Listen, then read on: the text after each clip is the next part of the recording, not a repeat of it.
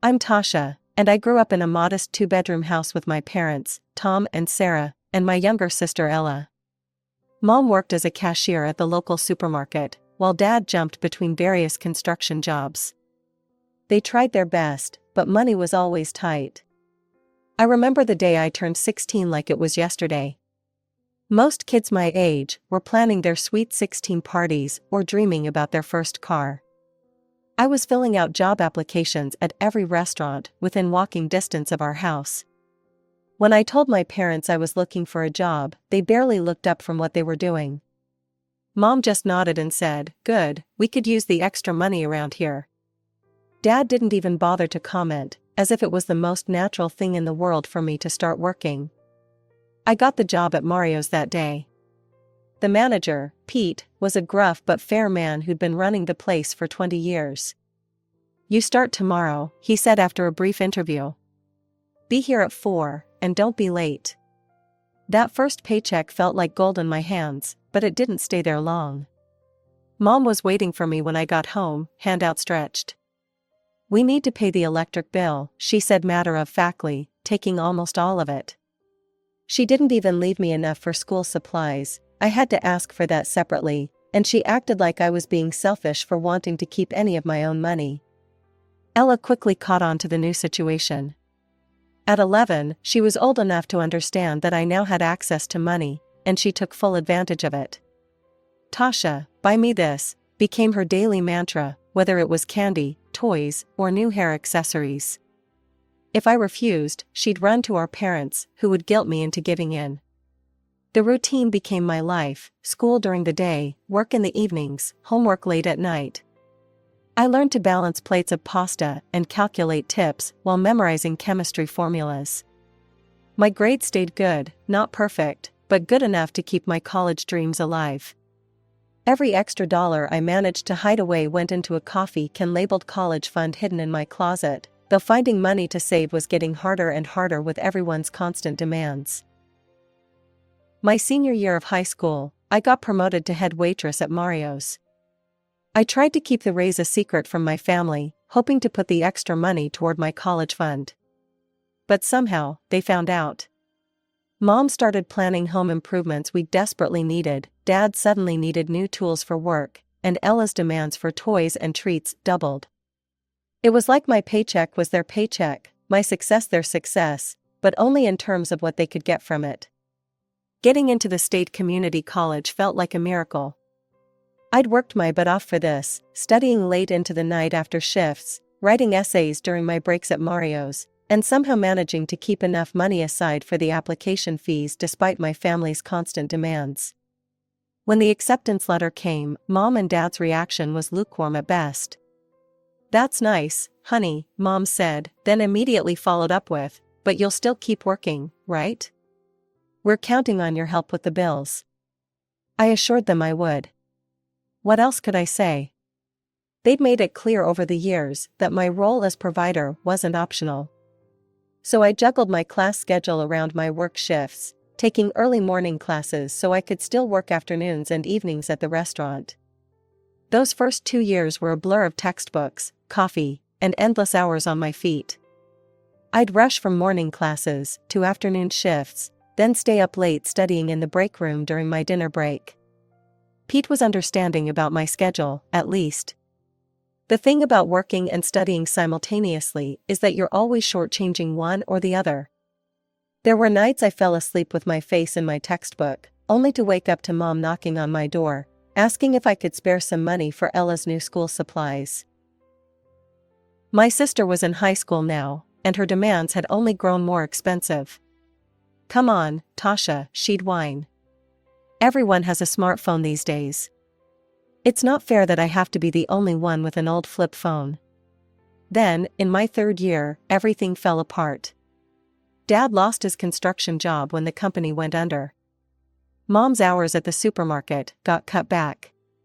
And then came the bombshell: they'd taken out a massive loan the year before for home repairs they hadn't bothered to tell me about, and now they couldn't make the payments.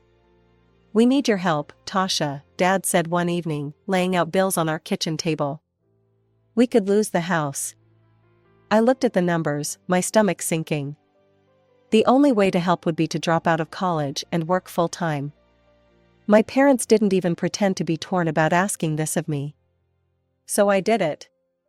I withdrew from my classes and took on every shift I could at Mario's, days, evenings, and even night shifts washing dishes after the restaurant closed. The work was exhausting, but I told myself it was temporary. I'd save up, go back to school in the evening program, finish my degree. But 2 years later, just when I'd managed to save enough to think about re-enrolling, Ella dropped her own bombshell. I got accepted to college, she announced at dinner one night. But, she glanced at our parents, then turned to me with those pleading eyes I'd grown to dread. We can't afford the tuition. I knew what was coming before Mom even opened her mouth. Tasha, honey, you're doing so well at the restaurant. And Ella needs this opportunity. Just like that, my savings, my chance at finishing my own degree, went to my sister's education. I handed over my college fund, forcing a smile as Ella hugged me, as Mom and Dad praised me for being such a good sister. After years of living at home and pouring my money into my family's needs, I finally made the decision to move out. I found a small one-bedroom apartment across town, nothing fancy, but it was mine. Mom tried to guilt me about it, of course. Why waste money on rent when you can live at home, she asked, conveniently forgetting how much of my paycheck they'd been taking all these years. But I stood firm. I needed my own space, my own life. The apartment was small but peaceful. For the first time in years, I could come home after work and not immediately face demands for money or help with bills. Then Ella graduated from college, the education I'd paid for with my own dreams. I thought, finally, things would change. My sister had her degree, my parents' loan was mostly paid off, and I could focus on my own education again.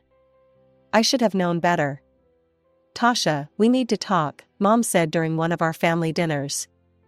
She was using that tone that always meant someone needed money. Your sister's getting married. Ella flashed her engagement ring, a diamond that probably cost more than I made in 3 months. Isn't it wonderful? Jake proposed last week. That's great, I managed, already seeing where this was heading. The thing is, Dad jumped in, weddings are expensive these days. And Jake's family is quite well off, we need to make sure everything is up to their standards. And just like that, my savings were spoken for again. I spent the next 6 months working double shifts, helping to pay for Ella's dream wedding. Flowers, dress, venue, catering, the costs kept piling up, and somehow, I was expected to cover a large chunk of it. After the wedding, I made a decision. I started saving again, but this time, I kept quiet about it. I'd learned my lesson over the years, any mention of my savings would trigger a sudden crisis that only my money could solve. Like clockwork, every few months, my parents would call with an emergency. Their roof was leaking. The car needed replacing. The basement was flooding. Each time, they'd remind me how unimportant my own education was. They had no idea that I was already enrolled in the correspondence program at the state college. I took classes online, studied during my breaks at work, and wrote papers late into the night. I paid for each semester in cash, keeping all the paperwork at my apartment where they'd never see it. It wasn't easy. There were nights I barely slept, juggling work and studies. But there was something empowering about having this secret, something that was just mine, that they couldn't take away or diminish. When I finally completed my last class and received my diploma, I didn't tell anyone. I carefully stored it in my closet, away from prying eyes and grabbing hands. For once, I had achieved something that wasn't immediately sacrificed for someone else's needs. As Christmas approached, I finally felt ready to share my success with my family. I'd been keeping 2 big secrets, my college diploma and my new position as manager at Le Chateau, the most exclusive restaurant in the city. I'd worked my way up from waitressing at Mario's, and now I was running a place where people waited months for a reservation. I wrapped my diploma in beautiful silver paper with a red bow. In my head, I kept rehearsing how I'd tell them about my job. I imagined their surprised faces, maybe even some pride. After all these years of them treating my restaurant work as something temporary and beneath me, I wanted to show them what I'd achieved. They'll have to be proud now, I told myself, straightening the bow for the 100th time. Mom and Dad will finally see that I made something of myself, and Ella, well, maybe she'll finally see me as an equal. Then came the phone call that changed everything. It was a week before Christmas when my phone lit up with Mom's number. I answered with a smile, thinking about how perfect it would be to share my news during the holiday dinner. "Hi, Mom. I was just thinking about Christmas." "Oh, about that," she cut me off, her voice oddly distant. "We're not having Christmas at our house this year. Ella's hosting." My smile faltered a bit, but I caught myself. "That's fine, what time should I?" "Actually, you don't need to come." Her words hit me like a slap. "It's going to be, well, it's just better if you don't come this year." "What? Mom, what are you talking about?"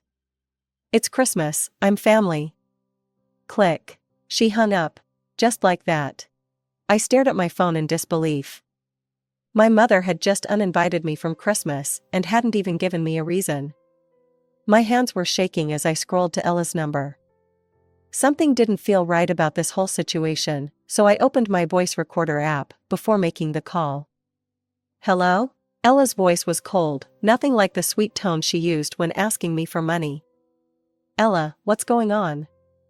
Mom just told me I'm not invited to Christmas?" "Oh." She sighed dramatically. "I asked them to tell you. I guess they were too soft to do it properly." "Tell me what exactly?" "Look, Tasha, this isn't going to be like our usual family gatherings. I've invited some very important people, Jake's business associates, my college friends, some of our more successful relatives. Everyone coming has made something of themselves." My throat tightened. "And I haven't?" "Well, let's be honest," she said with a laugh that made my blood boil. "You couldn't even finish college. You're still waiting tables and washing dishes at that little restaurant. It would be awkward trying to explain you to everyone. I mean, all my guests have degrees, successful careers. There's somebody. It would be embarrassing having to introduce my waitress sister who couldn't even graduate." I gripped my phone tighter, the beautifully wrapped diploma on my table seeming to mock me from across the room. "You're nothing but a loser," Ella continued, her voice dripping with contempt. "Always have been, always will be. Do you know how embarrassing it is to have a sister like you? When my friends ask what my sister does, I have to tell them you're a waitress." "A waitress? At your age?" I sat there, phone in one hand, the voice recorder running, capturing every cruel word. The diploma on my table seemed to pulse with each insult, but I let her keep talking. She was finally showing her true colors, and I wanted to capture every shade. "I talked to Mom and Dad about the guest list," she went on, clearly enjoying herself. "We've only invited the relatives worth knowing, you know, Aunt Margaret with her real estate empire, Uncle James who owns that tech company. The ones who actually made something of themselves." "And the rest of the family?" I asked, keeping my voice steady. She laughed, actually laughed. "Those losers? Please. They're just like you, worthless nobodies who never amounted to anything. We don't need people like that at my party. It would bring down the whole atmosphere." The more she talked, the more my hurt transformed into anger. This was the sister I'd sacrificed everything for, my education, my savings, my dreams. The sister who'd taken and taken and taken, and now had the nerve to call me worthless. "Although," she said, with fake thoughtfulness, "I suppose I could invite you in one capacity. We do need someone to serve drinks. After all, that's what you're good at, right? Know your place, Tasha. Some people are meant to serve, and others are meant to be served." That was it. Something snapped inside me. But instead of exploding, I felt an eerie calm settle over me. I knew exactly what I needed to do. "Thanks for making everything so clear, Ella," I said quietly, and hung up. I sat in my apartment for a long moment, listening to the recording I'd just made. Every word, every laugh, every cruel comment was captured perfectly. I looked at my diploma again, and suddenly I knew how this was going to play out. I rewrapped the diploma carefully, making sure the box looked perfect. Then I got dressed in my best outfit, the one I wore to management meetings at Le Chateau. No more waiting tables for me, but Ella didn't know that. The drive to her house took 20 minutes. As I pulled up, I couldn't help but notice she hadn't been lying about her guest status. The driveway and street were lined with luxury cars, Mercedes, even a couple of Porsches. Ella had certainly curated her guest list carefully. I walked up to Ella's front door, my heart pounding but my steps steady. Through the frosted glass, I could see people mingling, their shadows moving to the sound of classical Christmas music. Taking a deep breath, I rang the doorbell. Ella opened the door, champagne glass in hand, wearing a designer dress that probably cost more than my monthly rent. The moment she saw me, her perfectly made-up face contorted in shock and anger. "What are you doing here?" she hissed, trying to block the doorway. "Get out, this is a private party." "A private party?" I said, raising my voice just enough to catch the attention of nearby guests. "Is that any way to treat your only sister on Christmas?" Heads started turning our way. I could see our parents frozen in place across the room, their faces pale. Ella's husband Jake was watching with confusion from near the fireplace. "Everyone," I announced, stepping past my sister into the house, my voice carrying across the elegant room. "I'm Tasha, Ella's sister. The one she didn't want to invite because she thought I wasn't, what was the word? Yes, worthy enough to be here." The room fell silent. Ella's face had gone from red to white. "Tasha, please," she whispered urgently. "Oh, but I brought gifts," I said brightly, holding up the box. "After all, isn't that what family does? We support each other, help each other, sacrifice for each other." I walked to the center of the room, where a massive Christmas tree towered over the gathered guests. "You see, my sister was concerned that I wouldn't fit in with all you successful people. She was worried about having to explain her embarrassing sister who, in her words, couldn't even finish college." I opened the gift box slowly, drawing out the moment. But funny thing about assumptions. I pulled out my diploma, holding it high. They're often wrong. The look on Ella's face was priceless. Mom actually gasped. Dad's mouth hung open. "Not only did I graduate," I continued, "but I'm also the general manager at Le Chateau." A murmur went through the crowd. I saw several guests exchange impressed looks. They knew exactly what that meant. Le Chateau wasn't just any restaurant, it was the restaurant in the city, where celebrities dined and where you needed connections just to get on the waiting list. "But wait," I said, reaching into my purse. "That's not the only gift I brought. You see, my dear sister had quite a lot to say about this party, and all of you lovely people. And fortunately, I recorded every word." I held up my phone, finger hovering over the play button. Ella lunged forward. "Don't you dare." Too late. Her voice filled the room, crystal clear. "I've only invited people who can be useful to us. These are important connections, people who can help Jake's career, boost our social status." The recording continued playing, and Ella's smug voice filled the room once again. "I've got it all planned out with the table settings. The really important people, you know, the ones who can actually do something for us, they get the plates with gold patterns. I spent a fortune on those." Her recorded laugh echoed through the silent room. "Then there's the silver pattern set for the maybe useful someday crowd. And get this, the plain white plates? Those are for the people we had to invite but who are basically worthless." The reaction was immediate. Guests began looking down at their plates, then at others' plates, their faces shifting from confusion to realization to anger. Jake's parents, standing near the buffet table, slowly set down their plain white plates, their faces ashen. "Our plates are white," Jake's mother said quietly, her voice trembling with hurt and anger. Jake stormed over to the table, examining the dishes. His face turned red when he confirmed that his own parents had been categorized as worthless by his wife. "Ella, what the hell is this?" Mom and Dad stood frozen, their own white plates still in their hands, looking like they'd been slapped. Mom's eyes darted between Ella and me, clearly torn between her usual role as Ella's defender and the reality that she and Dad had been ranked among the worthless guests by their own daughter. Ella stood in the middle of the room, her face now as white as the plain dishes she'd given her parents. "I can explain, it's not what you think."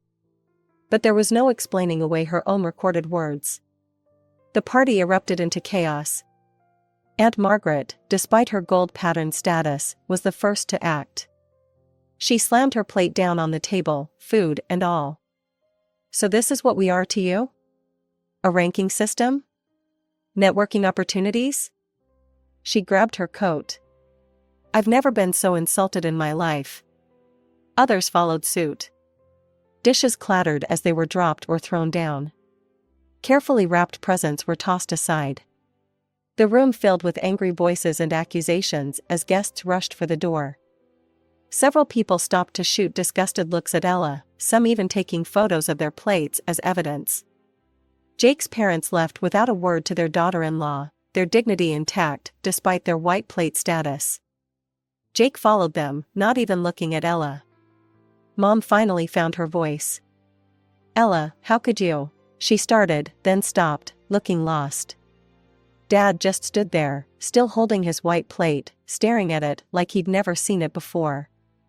I didn't need to say anything else. My work was done. "Merry Christmas, everyone," I said quietly, and walked out. When I got home, I uploaded the recording to my social media page. I tagged all our relatives and added a simple caption: "Here's why some of you weren't invited to Ella's Christmas party, apparently, you're not important enough." The comments started rolling in immediately. "Aunt Susan, I can't believe this. After we helped pay for her wedding." "Uncle Tom, so this is what little Ella really thinks of her family? Disgusting." "Cousin Rachel, now we know why we weren't worthy of an invitation." "Your sister's true colors are showing, Tasha."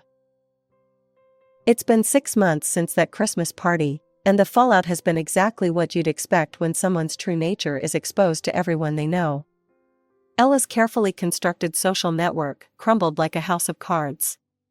Not a single relative from either side of the family wants anything to do with her anymore. Even at family gatherings I hear about through the grapevine, she's notably absent. Her marriage is hanging by a thread. Jake moved out 3 months ago, unable to get past how she'd humiliated his parents. "White plates," he reportedly said during one of their arguments. "You gave my parents white plates and my boss gold ones. Who does that?" Last I heard, they're in marriage counseling, but Jake's parents still won't speak to Ella. Can't say I blame them. Mom and Dad tried to make amends. They called me the day after Christmas, full of apologies and explanations. "We were wrong," Mom said, crying into the phone. "We took you for granted. We kept taking and taking, never thinking about what it cost you." Dad got on the line too. "We're so proud of you, honey. The degree, your job, we should have supported your dreams instead of always putting Ella first." Their words were nice to hear, but they came too late. I told them I needed time and space to process everything. They still text occasionally, asking how I'm doing, telling me they miss me. Maybe someday I'll be ready to have them back in my life, but not yet. As for Ella? She tried to call once, probably hoping to damage control the situation. I blocked her number. Some relationships aren't worth saving, and honestly, I don't feel an ounce of guilt about what I did. She constructed her own downfall, brick by brick, plate by plate. I just helped everyone see what was always there. My life has changed in ways I never expected. Without the constant drain of my family's demands, I'm finally able to save money, take vacations, live the life I want. I've reconnected with relatives I barely knew before. Turns out a lot of them are wonderful people, despite being deemed worthless by my sister. We get together for dinner sometimes, swap stories, laugh about old times. They treat me like family should treat each other, with respect, love, and genuine interest in who I am as a person, not what I can do for them. Sometimes I think about that college fund I started all those years ago, How many times it was emptied to fulfill someone else's needs or dreams. Now I have a new savings account, and every dollar in it is for my future, my dreams, my life. No one else has access to it, no one else even knows it exists, and that's exactly how it should be. People ask me if I miss my family, if I regret how things played out that Christmas night. I tell them the truth. I miss the family I wished I had, the one I kept sacrificing everything for, hoping they'd eventually appreciate me. But that family never really existed. It was just me, endlessly giving, while they took and took until there was nothing left. Well, they can't take any more. I'm done being anyone's ATM or stepping stone. These days, I surround myself with people who value me for who I am, not what I can give them. And you know what? It feels like this is how family was supposed to feel all along.